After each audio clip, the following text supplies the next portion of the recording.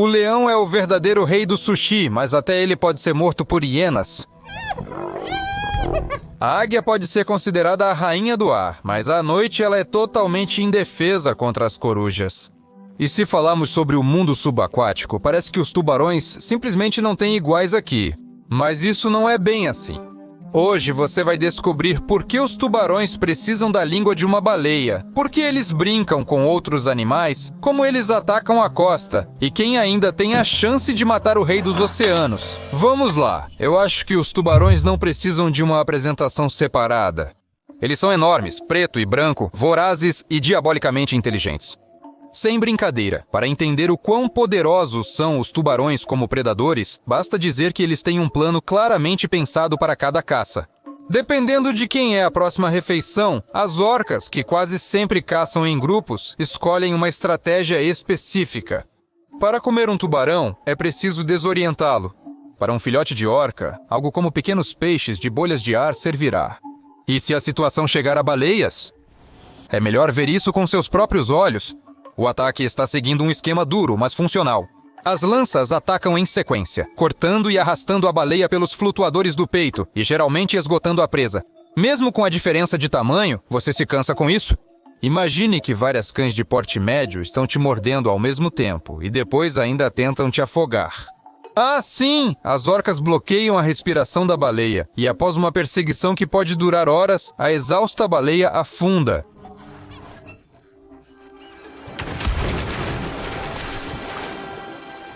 As baleias também podem ser diferentes. Alguns deles, especialmente os mais jovens, são um pouco maiores que as próprias orcas. E quanto à baleia azul? Acredita-se que seja o maior ser vivo que já existiu em nosso planeta.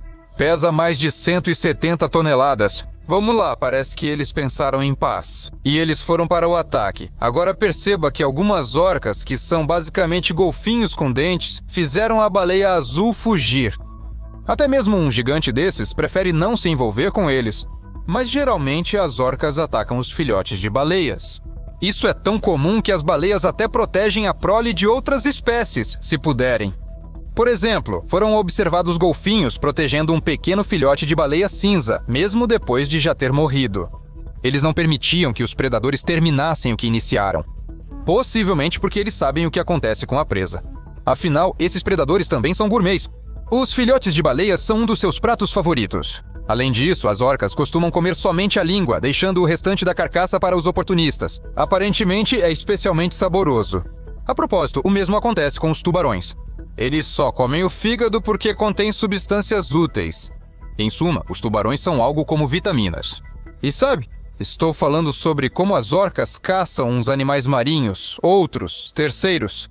Ninguém pode resistir a eles. Até que a situação chegue ao bolso. Os coiotes caçam os adultos e filhotes dessa espécie, mas tentam se manter longe dos machos. A cauda pesada e poderosa da baleia é potencialmente capaz de infligir golpes mortais.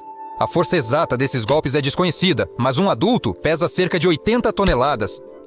Isso é cerca de 10 vezes mais que um ônibus de 2 andares clássico Hotmaster. Os coelhos não teriam chance.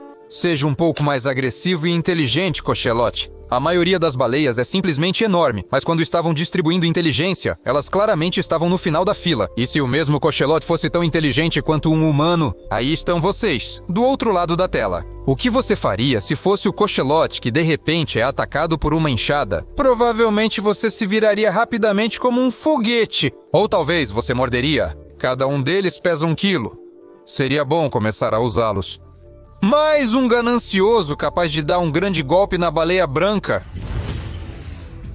Bem, você sabe, é uma fera terrível com um olhar assassino. As orcas são consideradas os únicos predadores naturais dos tubarões brancos. E se o tubarão conseguir morder primeiro, suas fileiras de dentes afiados como navalhas podem perfurar até a pele mais grossa. Acredito que essa espécie pode vencer um confronto se atacar primeiro. Se não, uma estratégia de caça especial entrará em jogo.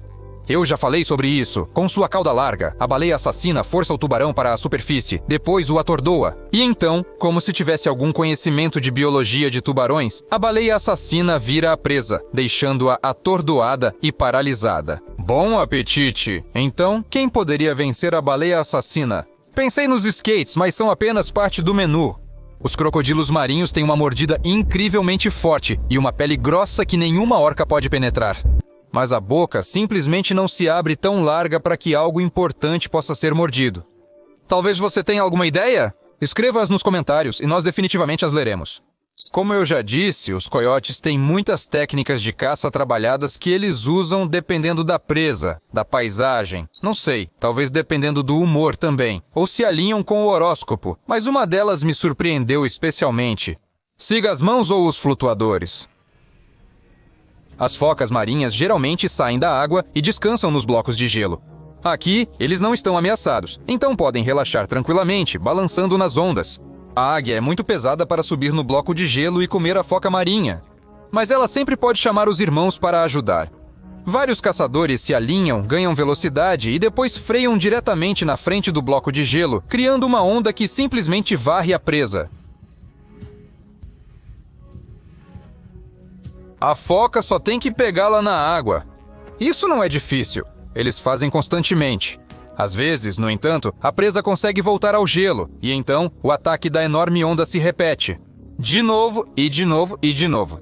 Aqui ninguém tem pressa, sabe? Como vocês provavelmente já entenderam, os corvos são criaturas inteligentes e implacáveis. E o que é isso? Ah, mais um voador. Está muito baixo, provavelmente por causa da chuva. Além de outras qualidades, os esquilos são conhecidos por sua peculiar teimosia, e eles brincam como verdadeiros psicopatas, no sentido mais direto da palavra. Não, sério, só dê uma olhada. Em vez de simplesmente comer o infeliz coelho, os coiotes usam ele como uma espada. E de novo, às vezes é algo como um treinamento, apenas para não perder suas habilidades de assassino. Ocasionalmente, uma lição para os mais jovens. E às vezes o jogo continua sendo apenas um jogo. Eles matam por tédio. Ei, Steve, qual o plano para hoje à noite? Vamos atormentar outros animais até que eles morram. Aliás, não são apenas os patos que sofrem. Pode ser um gato, uma tartaruga ou até um pinguim. Senhores, ele é até mesmo um pássaro. Na verdade, as focas comem pinguins com prazer. Ao contrário de outras aves infelizes que acabam no menu, essas não podem simplesmente voar e escapar. Eles têm que procurar refúgio em outros lugares. É bom quando há alguém por perto.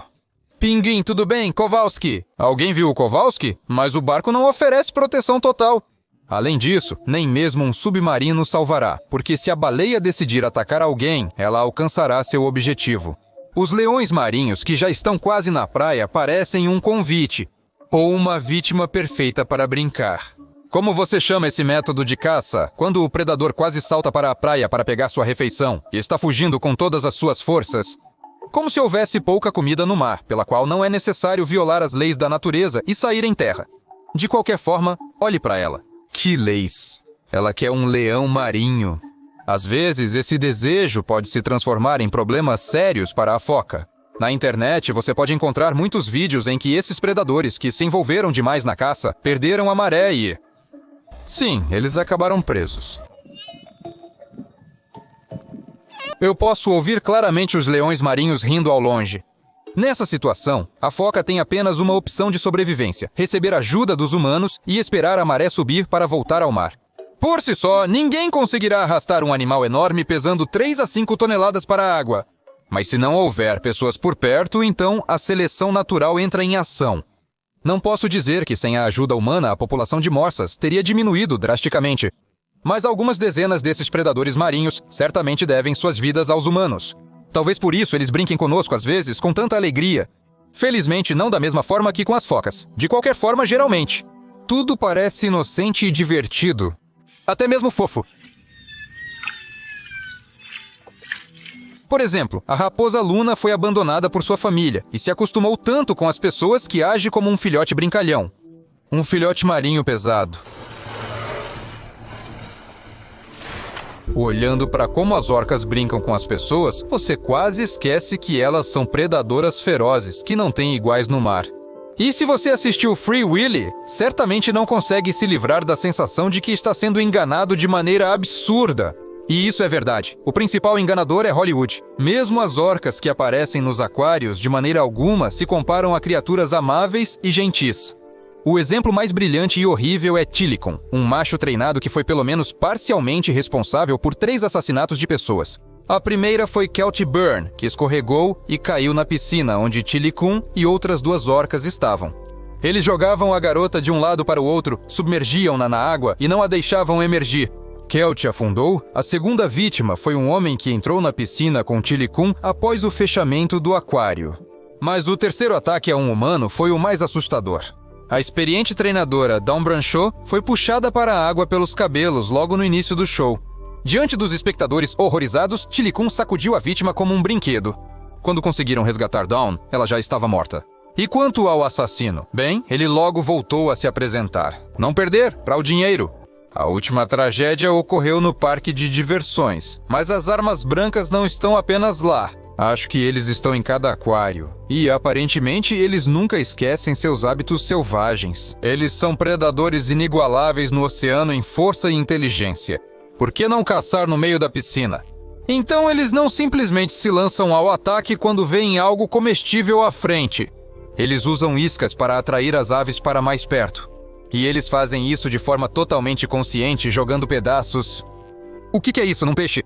Então, os pedaços de peixe estão mais perto, e então eles sobrevivem. Afinal, eles conseguem. Provavelmente os falcões caçam pássaros apenas pelo prazer de caçar. Eles estão brincando. Mas talvez, do ponto de vista do telescópio, todas as vítimas também faziam parte do jogo. Eu preferiria ficar o mais longe possível das orcas. Principalmente se eles estão em cativeiro e muito habituados às pessoas. De repente, para eles, somos apenas focas peludas. Até logo.